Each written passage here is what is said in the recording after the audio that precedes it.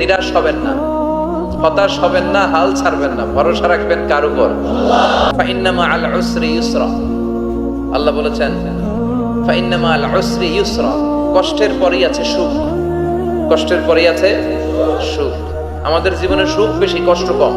কয়দিন না খেয়েছিলাম, কয়দিন বিপদে পড়ছি, কয়দিন ডাকাইতে ধরছে, এক মাসের মধ্যে অসুস্থ থাকি কয়দিন আর সুস্থ থাকি কয়দিন, এটা হিসাব করে না। অসুস্থ যে ছিল খালি এইটা খেয়াল রাখে, আছে না নাই?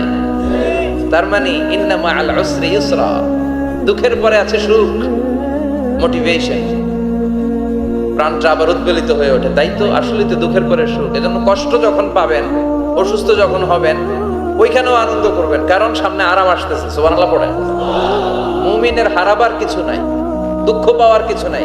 মুমিন অসুস্থ হলে অসুস্থতার মাধ্যমে তার রোগ, তার রোগের মাধ্যমে তার গুনাহ ঝরে যায়, সে আল্লাহর কাছে প্রিয় হয়ে ওঠে। তা আমাদেরকে কেউ হারাইতে পারে? কথা বলেন, আমাদের কেউ ভয় দেখাইতে পারে? মোটিভেশনাল সূরা সূরাতুল ইনশিরাহ আর সূরাতুদ দুহা।